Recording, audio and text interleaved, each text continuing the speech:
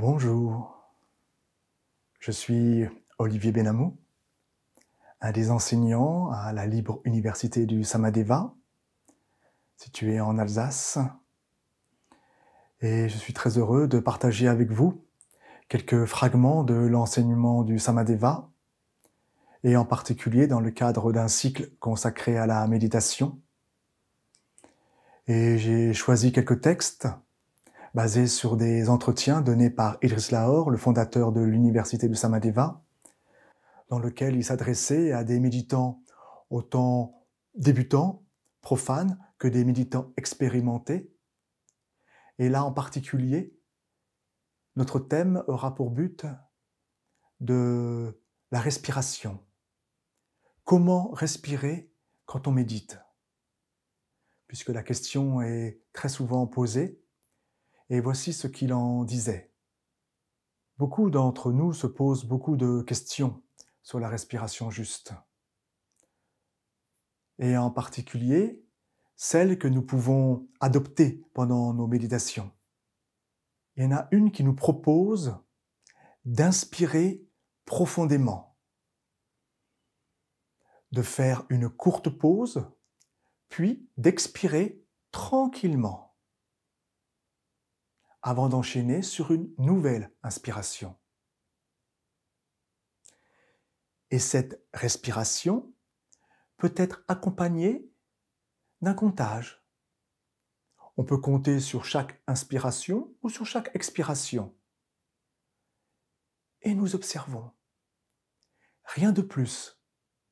C'est tout simple. Pourtant, certains demandent, par exemple, s'il faut bloquer la respiration pendant les pauses. Non, non. On ne bloque pas la respiration. On s'arrête tranquillement. Lorsqu'on arrive au bout de l'inspiration, on s'arrête tranquillement. Il y a un arrêt qui est marqué, mais sans brutalité. Il ne faut pas que ce soit forcé.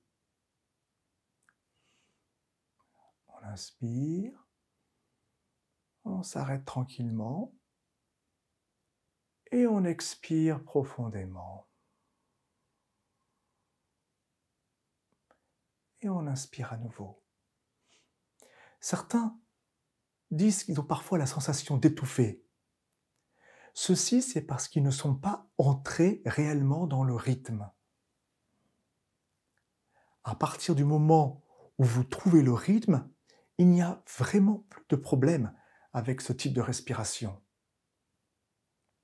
Qu'en est-il du comptage? Le comptage, tel qu'il est enseigné dans la respiration zen classique, se fait jusqu'à 10. On compte 10 respirations.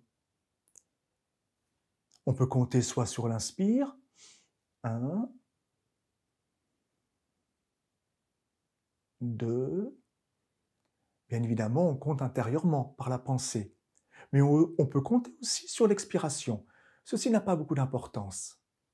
Ce comptage va renforcer votre concentration et va vous permettre de remédier à la fatigue. Et il a pour but aussi, surtout, d'occuper une partie de votre mental.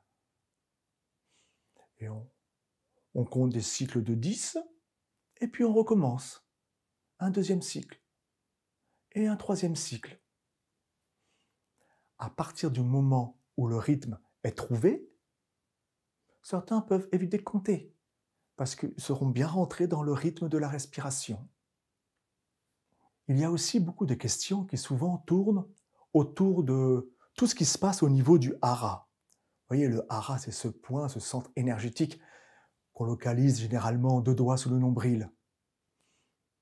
Et les questions portent sur le fait de comment le ressentir. Ce qu'il faut faire pour ressentir ce point-là. Puisque dans la respiration abdominale, on est censé amener notre respiration, amener l'air jusqu'à ce point. Voici donc quelques éclaircissements qui pourront peut-être nous aider. Lorsque nous expirons, en poussant vers le bas, donc en respiration abdominale, on peut sentir le bas-ventre qui se durcit.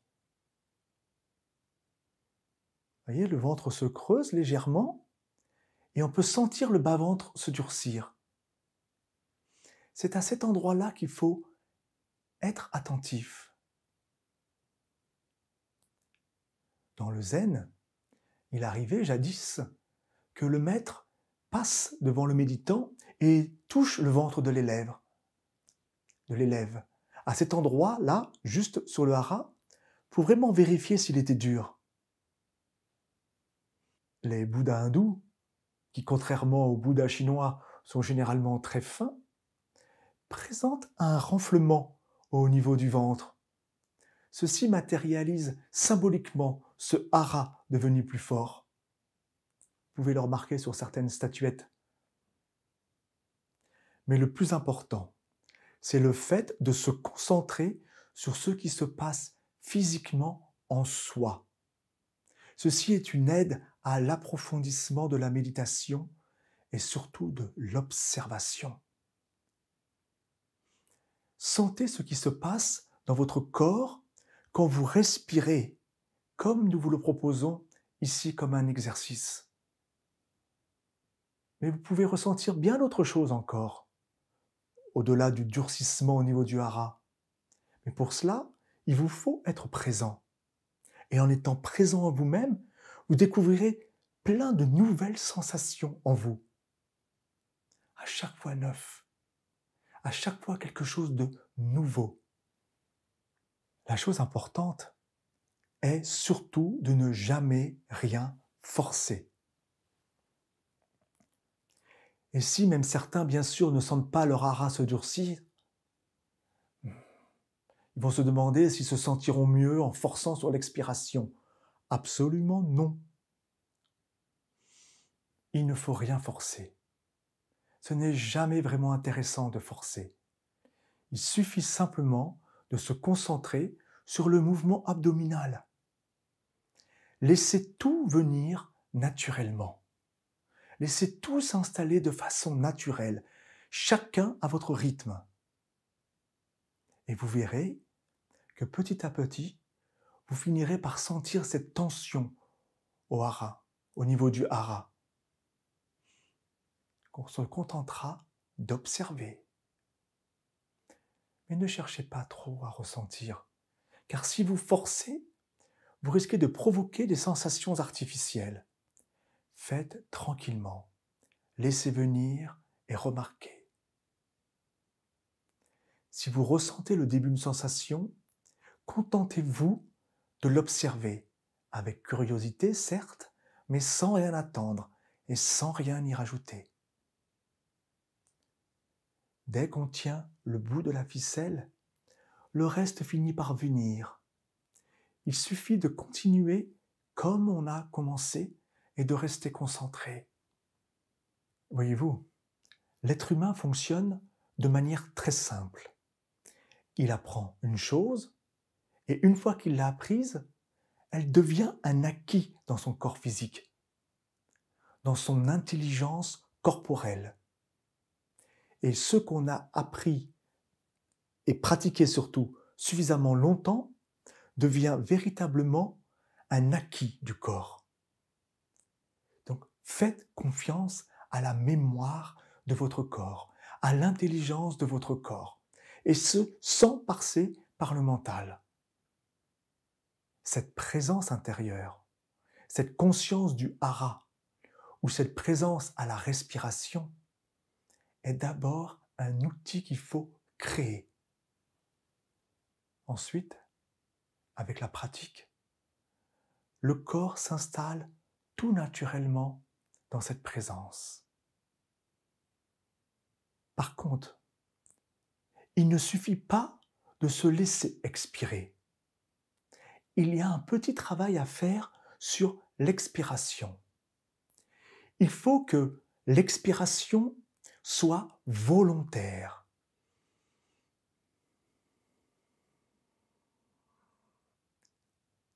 Et pousser le plus loin possible, sans forcer.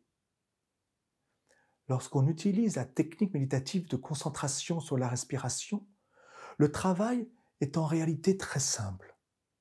On expire le plus loin possible, volontairement, donc en y introduisant un élément de poussée, comme si l'on voulait faire sortir tout l'air des poumons, mais sans forcer. À ce moment-là, vous verrez que naturellement vous sentirez le durcissement du hara.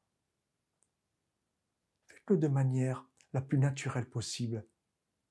Il s'agit de rester naturel en allant au-delà du naturel, c'est-à-dire en y ajoutant la conscience et la volonté.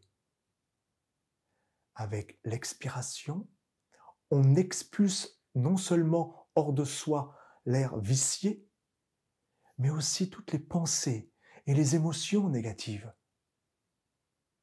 Et dans l'inspiration, on se laisse inspirer par quelque chose de supérieur. Voilà l'idée importante. Alors, l'idée de gonfler ou de rentrer le ventre. Il y a deux notions importantes à bien saisir. D'une part, rentrer ou sortir le ventre. D'autre part, relâcher ou appuyer. Quand nous inspirons l'air, la respiration abdominale veut que nous gonflions le ventre. Et ceci, contrairement à tout ce qu'on a pu apprendre par ailleurs quand nous étions enfants, à l'école ou ailleurs. Vous voyez, on nous a dit, tenez-vous droit, inspirez, gonflez la poitrine. Vous voyez, comme ça, c'est bien cela. En tout cas, moi j'ai appris ça à l'armée. En réalité, il s'agit bien de faire le contraire, d'inspirer en laissant l'air gonfler tout naturellement le ventre, sans forcer, surtout sans forcer. Et l'on expire, et voilà la subtilité, en rentrant le ventre, mais en même temps en poussant le diaphragme, vous voyez, ce muscle respiratoire, vers le bas. On pousse sur les intestins, ce qui fait qu'une partie du ventre devient dure, se durcit naturellement. Si vous pratiquez cette respiration abdominale, vous en tirez sous votre nombril, dans votre hara, ce point très fort, cet endroit vraiment dur. Voyez-vous, on peut frapper un vrai méditant au ventre, à cet endroit. Je vous assure que vous aurez plus mal à la main que lui aura mal au ventre. On retrouve ça également chez certains combattants d'aïkido ou de techniques de ce type. Et pour vous aider, vous pouvez même, comme un exercice parfois, vous concentrer uniquement sur la partie inférieure du ventre. L'idée est qu'en inspirant, vous devez sentir l'air que vous expulsez par le nez en expirant. On peut aussi expirer par la bouche pour ceux qui ont quelques problèmes respiratoires. Vous expirez bien et vous sentez comment vous expirez l'air.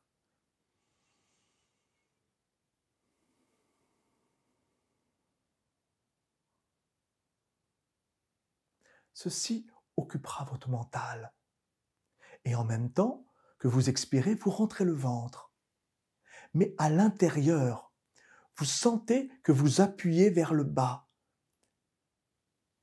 ce qui rend le ventre ferme et musclé, puisque ce mouvement fait que toute la ceinture abdominale se renforce. Donc, on veille simplement à ce que sa respiration soit abdominale. Et même s'il existe beaucoup de méditations différentes, on peut méditer sur un objet parfois, on peut se méditer en se concentrant sur un mantra.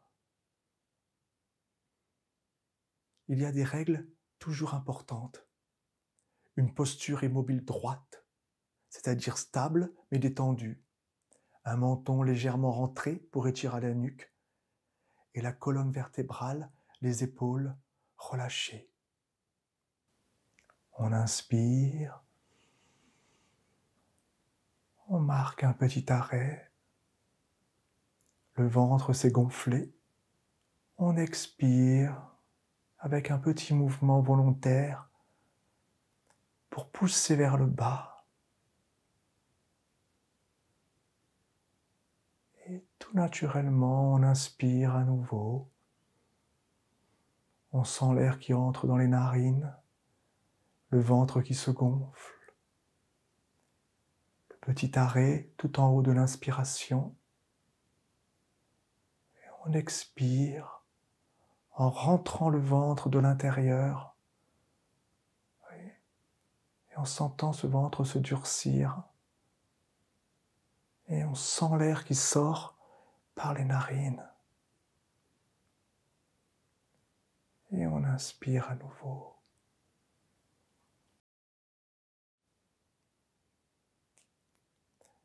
Voilà ce qu'on pouvait dire sur la respiration abdominale et ce point si important qu'est le hara. Et maintenant, si vous le voulez bien, nous allons faire un petit exercice ensemble. En fait, c'est un grand exercice. C'est un exercice que certains utilisent avant d'entrer dans la méditation, afin de bien se préparer à la méditation. C'est un exercice qui permet de faire le vide dans la tête. Il y a d'ailleurs, cet exercice, beaucoup de vertus thérapeutiques pour celles et ceux qui souffrent de tensions dans la tête, de fatigue nerveuse, ou ceux qui sentent des tensions même physiques.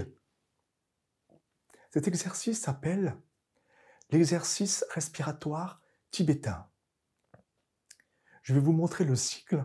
On va le faire une fois ensemble, en sachant que vous pouvez le faire 1, 2 ou 3 fois. 3 fois étant l'idéal, mais chacun à son rythme. Pour le pratiquer, nous allons prendre alternativement un mudra avec d'abord la main droite, puis la main gauche. Et on terminera avec les deux mains. Pour prendre le mudra dans la main droite, d'abord, vous voyez, je fais un cercle en rapportant la pointe, la pulpe du pouce avec celle de l'annulaire. Et les autres doigts sont tendus. Je mettrai ma main opposée, donc là la gauche, sous le coude droit. Et je vais bloquer alternativement la narine gauche, puis la narine droite. Dans un premier temps, j'inspirerai par la narine droite et j'expirerai par la gauche, puis ensuite inversement. De toute façon, c'est très simple, vous vous laisserez guider. Nous prenons 3 cycles respiratoires. Premier cycle, on inspire par la narine droite et on va expirer fortement et longuement à 2 ou 3 reprises. Tout dépend de votre souffle. Puis on inspire à nouveau. Deuxième expire en brève et forte saccade. Puis on inspire à nouveau, tranquillement. Troisième expire, calmement, naturellement et silencieusement. Donc d'abord le mudra de la main droite, annulaire avec le pouce, les autres doigts tendus, main gauche sous le coude droit. Je ferme la narine gauche. J'inspire narine droite. Pause, rétention. Je ferme la narine droite et j'expire fortement et longuement.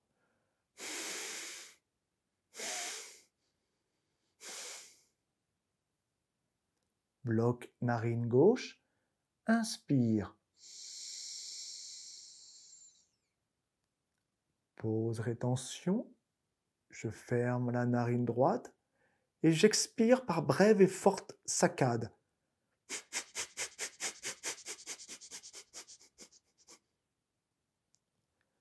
Bloc narine gauche, inspire.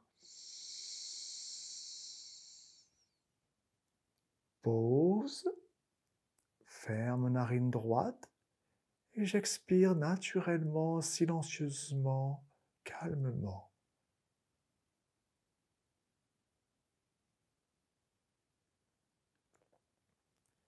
À présent, je prends le mudra avec la main gauche, annulaire et pouce, les autres doigts tendus, main droite sous le coude gauche. Cette fois, je ferme la narine droite. J'inspire par la narine gauche. Rétention, bloc narine gauche. Expire.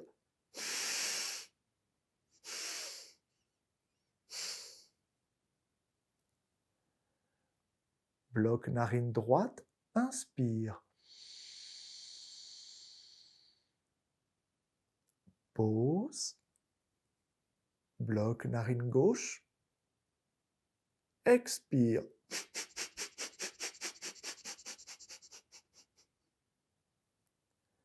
Bloc narine droite, inspire.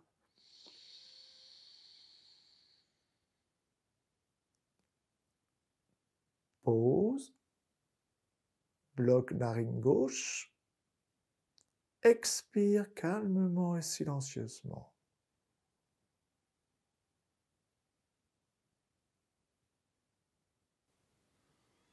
À présent, on prend le mudra avec les deux mains et je pose mes deux mains sur les cuisses. Cette fois, j'inspire et j'expire avec les deux narines. Inspire. Pause. Expire.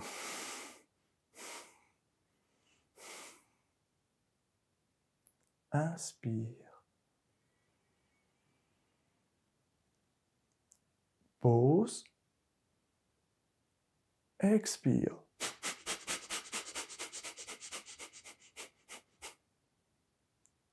Inspire. Pause. Expire.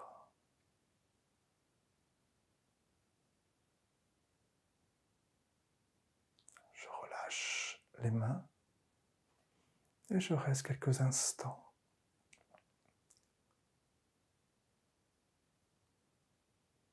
Et ensuite, je rentre tout naturellement dans ma méditation.